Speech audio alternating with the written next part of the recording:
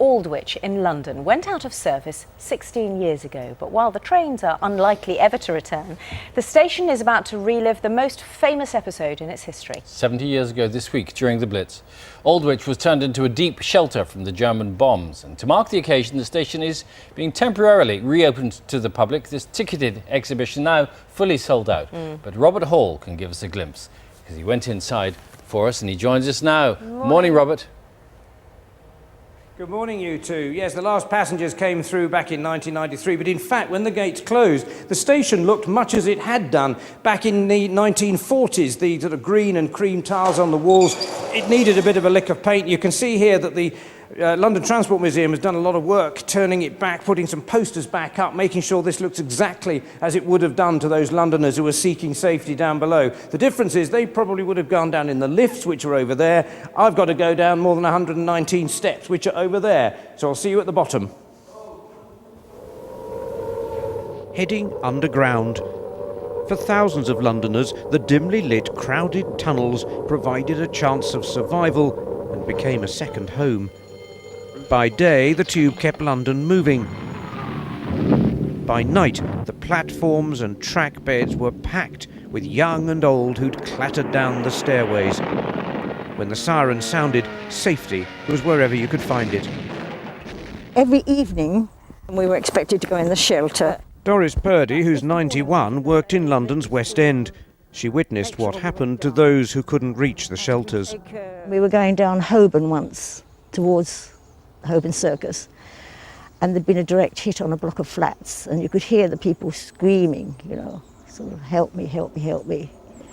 But, you know, it was something you had to put up with, if you know what I mean. At home in North London, Doris's family relied on the public shelters dug in a nearby park. At night, and we came out for some fresh air, and because it was quiet, there was no warnings, and the field was alight with incendiaries. And they had these buckets there, and they were trying to put them out, but just burnt. For 70 years, a series of grassy mounds have hinted at what still lies beneath the turf. In the historical records, all it says is air raid shelters built in Sunny Hill Park. But in recent weeks, archaeologists have managed to uncover one of the shelters, empty and dilapidated, but much as it was when the last all clear sounded. OK, you Step lead down on. carefully. Yeah. And how many people would this have held? The legal maximum would be 50, but realistically probably quite a lot fewer than that. Structures like this are more important now because we are on the very edge of living memory of the Blitz. They're not as glamorous as the air bases of the Battle of Britain and the beaches of Normandy, but they're much more resonant of ordinary people's ordinary lives in the Blitz. Today's tube passengers travel largely unaware of the old stations frozen in time down long closed branch lines. This weekend offers a rare glimpse of a wartime lifestyle deep beneath the city streets. Well, it's a lot easier coming down than going up, I can tell you. Now, in here, this is a very unusual sight. This is a 1938 train brought back in here specially up this closed-off line, and inside waiting for me is Sam Mullins from the London Transport Museum. Sam, first of all, when people came here initially, were the trains still running when people started taking shelter? Oh yes, the train service ran through the evening. You know, London Transport kept London moving through the Blitz. So the people sheltering had to shelter behind a line on the platform with a metre still left at the front so that people could get in and out of the trains. Because the government didn't want, did they, to open up the tube at all? Why not? No, not at all. They were really concerned that people, once they came down here, wouldn't come back out again, and that the war effort would suffer as a consequence. But Londoners, not respecting authority too much, voted with their feet and brought their bedrolls and their thermos flasks and so forth down here and camped out for the night because the kind of mayhem night after night overhead was too much to bear. And life wasn't pleasant. It was pretty dreadful, wasn't it, down here? I think it was pretty grim. Someone wrote in our memorial book at the museum that they, as a child, they can remember people singing. They can remember the smell of wet socks and climbing over people's legs. Let's make our way up the front here, because it was not the whole of the population clearly could shelter underground like this. It was quite a small percentage, and it wasn't that safe, was it? No, only about probably 4%, about 60,000 Londoners a night sheltered in tube stations.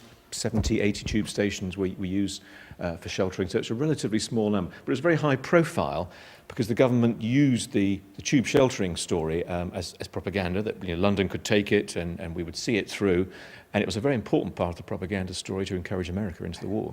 Now, we moved down here because one secret, which even the people who stayed down here didn't know, was that across that old footbridge and in the hidden tunnel we can't see, was, well, it was really Britain's national treasures, wasn't it? Yes, the Elgin marbles were stored down here for the war. So you have the great treasure on one side of the station and the treasure of Londoners on the other. How complex has it been? I know this has been a joint operation with you, the Mayor's Office, Transport for London. Even getting this train in here has been difficult, hasn't it? Well, you've seen the problem in broadcasting from here, so bringing visiting parties down here and so forth is a bit of a mission. But it's something we felt was really worth doing. It's a big commemoration, this 70th anniversary for London and Londoners, as the exhibition at the museum kind of demonstrates. And we felt it was a great moment to open up the station again. Sam Mullins, thank you very much indeed. And just a footnote from me, don't try and get onto the tours. They are fully subscribed. The museum, as Sam says, is open there. The Underground's always reacted to what London needs, and I suppose this is another example of it. And just one other footnote, it took about 15 days to get this train in here because the Aldwych is not connected to anything else anymore, and it will take the same amount to get it out starting on Monday. Back to you. Oh, gosh. All right, Robert, thanks very much.